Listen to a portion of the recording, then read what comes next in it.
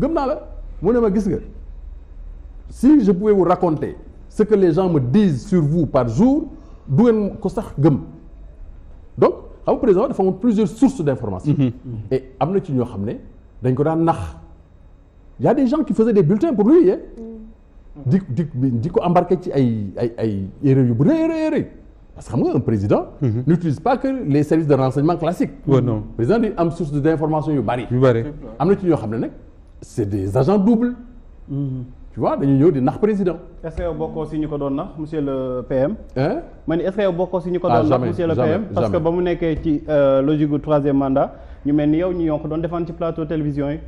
mais alors xam nga moi je suis juriste xaw ma yow juriste nga wala doo juriste. jàng naa ci tuuti. jàng nga ci tuuti.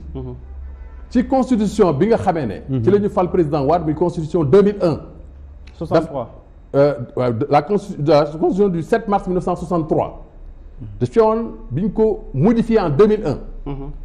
dafa amoon benn disposition bu ñu defoon ci constitution de janvier 2001 benn disposition transitoire qui permettait au président Wade non pas de compter son premier mandat qui a couru de 2000 à 2007 comme un mandat qui devait être pris en considération mais disposition transitoire bi dañ ko libéroon de telle sorte que mandat ba bokku ci loolu mbaa du ñu dalaat non je ne sais pas duñu dal wala duñu dalaat je ne sais pas mais en tout cas ñun pour en avoir le cœur net on avait amené ici de grands constitutionnalistes les meilleurs du monde pour que ñu plancher sur la question des meilleurs selon vous parce que Idriss Seck aussi indi woon na benn constitutionnaliste bu mag boo xamante ni kenn mënul Carcassonne la tudd defe naa waaw non indiwu ko daf ko interroger waaw mais d'accord interrogation bi yegg si na Sénégal donc mën nañu jàpp information bi nga xamante ni moom la bëggoon jàllale Sénégalais yi mooy que président Abdoulaye Wade aussi waxuma sax waxu kooku mais bu ñu sukkandikoo ci cadre président Abdoulaye Wade rek yu mu jotoon a wax mosoon na ni que moom mënul def li nga xamante ni mooy beneen mandat donc moom juriste la mais terewul ba mu bëggee def deuxième mandat wala troisième mandat boobu mandat de trop bi yéen. je ne pense pas que mosoo leen ko si génne. ma ne te aussi y a eu des morts 11 personnes yoo xamante ni ñu ñàkk seen bakkan dans une indifférence totale. mais bien sûr ku manifester te waruloo manifester bu ñu la reyee mais écoute. la mort des êtres humains. est toujours un événement douloureux pour tout le monde. Sénégal warul ñu parce que dañuy contester lii muy am ay morts d'hommes. Donc c'était vraiment regrettable sur la mort de Mamadou Diop. Parce qu'il était étudiant, il est voulu manifester pacifiquement, il a été heurté par un véhicule de police. Tout ça était déplorable. Mais je continue à croire que le président Wade avait bien raison de postuler pour un autre mandat. Jusqu'à présent, personne n'est parvenu à me convaincre qu'il n'avait pas droit à ce mandat-là. Est-ce que gëm nga ne Macky Sall am na ci droit boobu. loolu moom du ma ci wax damay bàyyi Macky Sall waxal ko boppam. boo ci waxee da nga ragal ñu jël la si PCA. du ragalu man amul lu may ragal. déet bu nekkee ragaloo. monsieur le PM. monsieur le mais du yow yaa ma koy wax loo. c'est une question fermée qu'on pose parce que. c'est pas une question fermée. man maa la koy poser question fermée. oui. est-ce que tey jii président Macky Sall am na droit def troisième mandat wala amul droit def troisième mandat. Je ne réponds pas à votre question. Pourquoi? Parce que je ne veux pas répondre à votre question. Pourquoi privilège dañ. ma ne je ne veux pas vous répondre. PCA ay 10 millions la 20 millions la mais yaakaar naa ne am na lu ko gën mooy sa kàddu. ma ne je ne veux pas répondre à votre question. léegi Pape Matar nañu wax ndax il est candidat. Vous êtes candidat en 2024. Mais ça sert à quoi de venir sur un plateau de télévision si on veut pas répondre aux questions? Monsieur, c'est pas vous qui m'avez invité ici. Mais Pape Matar. S'il ne restait que vous pour m'inviter, je ne viendrais pas. Mais il fait partie des nañu PM wax moom dafa bokk ci plateau bi am na droit invité la parce que gënam nga instant bu ci bokkee waru ko may droit mu di ma obligé ma répondre ci lu ma bëggul répondre. C'est pas une obligation. Je ne réponds pas. C'est pas une obligation. Je peux pas t'obliger. mënuma la obligé à quoi que ce soit mais bu ñu ñëwee ci plateau di waxtaan yaakaar naa aussi war nañu mën a échanger yoo xamante ni vraiment damay joxe ay questions nga si je dois me soumettre à vos desiderata. non mais par contre est-ce que mën nga tontu ci candidat en 2024 bul ma tontu ci temps boobu monsieur le premier ministre. est-ce que di nga nekk candidat en 2024. ah ça je ne sais pas encore. Je ne sais pas encore. su ko déclaré Macky Sall bëgg naa ko laaj benn question. il faut mu répondre aussi. déclaré woon. waaw mais xam nga nekk candidature à une élection présidentielle dafa am ay prérequis dafa am lu mu laaj lu bari est-ce que d'ici là dinaa mën a remplir conditions yooyu je ne sais pas encore mais sama bëgg-bëgg oui lan moo la animé woon jamono yooyu ba nga waxoon ni que vous êtes candidat sama bëgg-bëgg la woon sama yéene la woon est-ce que donne bi dafa changé entre temps benn doon changé wul li fi newoon na fi nekk ba léegi la seule chose qui a changé c'est le ni oui ni non de Macky Sall non moo tënk réew mi yëpp ni oui ni non Macky Sall man liyeewuma ça je vous le dis est-ce que du loolu moo la tënk aussi ba bëggoo tontu ci ndax troisième mandat Macky Sall d'accord waaw ma ne troisième mandat Macky Sall je ne peux pas être plus bavard que Macky Sall su ci Macky Sall waxee man dinaa commenter li mu wax mais en tant que juriste bu ma lay laaj tey jii man mi nga xamante ne profane laa ci droit xaw ma dara may laaj ki nga xamante ni mooy maître Souleymane Ndéné Ndiaye bi nga xamante ni kenn mësul gis procès bu mu gagné ma lay laaj par exemple ni la gagné kenn mësul yëg procès boo gagné ma lay laaj par exemple mais yow lan may invectiver wala lan nga yow vous êtes quand même incorrect hein ah non mais mosoo gis procès bu ma gagné mais yow xamuloo ma mais bien sûr comment pouvez-vous tout de go me dire mosuloo gagné procès dam ko yàgg mais vous n'êtes pas poli hein d'accord hein d'accord loolu ne me parlez plus comme ça sinon je fous le camp loolu ay non s'il vous plaît man man njëkk ak teranga ak yar boo ko deful je fous le camp d'accord sama roman d'accord mën naa yeggale sama question te non attends s'il vous plaît allez-y réewande gi may jaay mën naa ko jënd du ma yeggal yow foofu yow da nga xam man ñaata procès la plaidé du ma yeggal yow foofu yëpp ma dama ne xamuloo man lu ma plaidé lan la d'accord procès bu ma gagné d'accord léegi je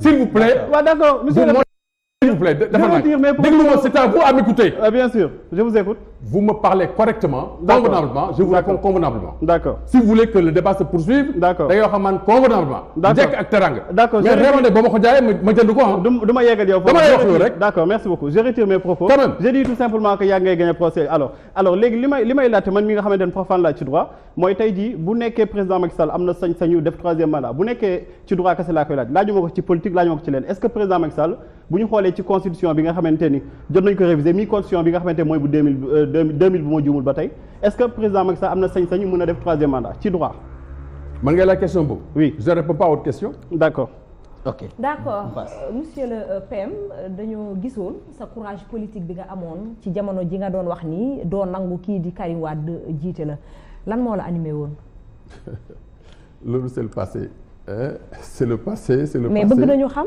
il avait dit je me rangerai jamais derrière ce gosse xam nga loolu lu ko suscité woon dama woon benn chef de cabinet dañu ñëw à la veille des élections locales de 2009 te ñëwul indil ma dossier alors quand je l'ai interrogé mu ne ma génération du concret la bokk ma ne ko mais ñooñu dañu am parti politique léegi mu ne ma non mais dañu bokk élection ma ne ko bon d'accord j'ai appelé mon directeur de cabinet ko kii jëlee ko fi tey parce qu'il n'est plus avec moi parce que tu ne peux pas être avec moi et être à la génération du concret c'était ça alors quelques jours après pour ma fësal loolu un journaliste du quotidien là benn journaliste bu nekkoon quotidien Pape Sambare Ndour est venu m'a accordé ko interview il est venu m'interviewer alors il m'a posé des questions qui ont amené cette réponse là parce que ak jaar-jaar bi ma woon PDS mënu moo ñëw rek di bokk ci parce que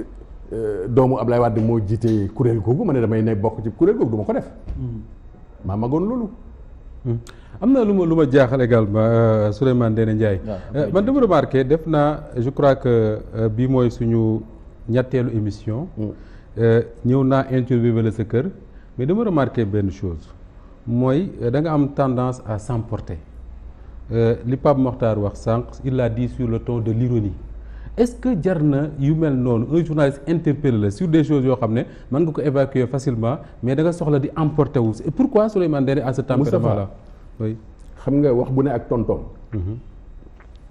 quand lui qui ne me connaît pas me dit que mosuloo gagné procès c'est parce que daf ma yàpp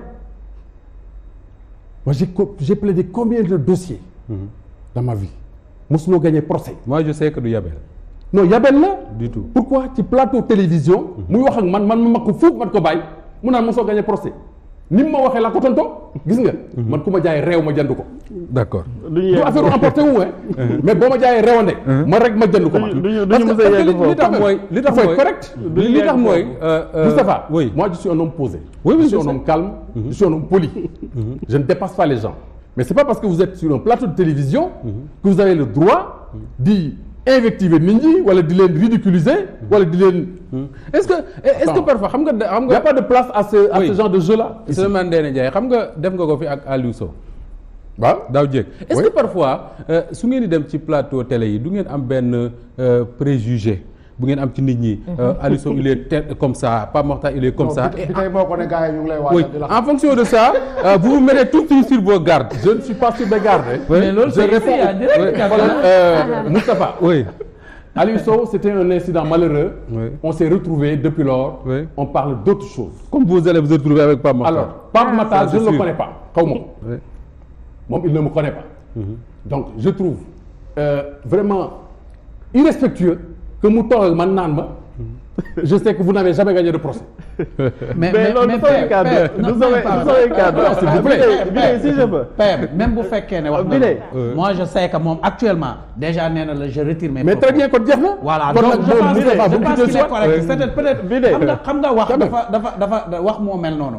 des fois di nga wax nga lâcher benn mot nga jàpp ne moom daf ko def par impolitesse alors que c'était pas ça. donc retiré na ay tu ne peux pas être dans sa tête. pour penser monsieur le premier ministre man tey booy tàng sax damay seddal ndax nga génn ci plateau bi dem suñuy defet lay doon donc du ma la mës a manquer de respect. mais dafa am lu ñu tuddee sarcasme yaakaar naa xam nga ko te yam. xam naa sarcasme bu baax am na sarcasme am na mais y a pas de place au dérision am na sarcasme ici. mais s'il vous plaît dérision am na autodérision am na te loolu yëpp dafay neexal émission rek mais du ay question de manquer de respect qui que ce soit bu ñu génnoon fii tey jii du ma sax si xool la plateau bi moo ñu boole moo tax ma wax la lool te lu ma la wax noonu du man maa ko wax gañoo procès ñi nga xamante ni jamono yi ngay attaqué Samuel Sarr wala ngeen di attaquante ñoom ñoo la ni yow mosoo gagné procès moo tax ma reprendre terme yooyu mais c'est pas ay affaire de ñàkk respect wala yooyu noonu dañuy waxtaan rek ñu bëriwul dañ la koy tooñee mais loolu kese la mais je pense que ni réponse du man maa lay jàngal quoi que ce soit réponse bu gënoon adapté mooy par exemple nga ni ma gagné naa nanga bi procès ñiy wax loolu xamuñu c'est pas le lieu de faire le bilan de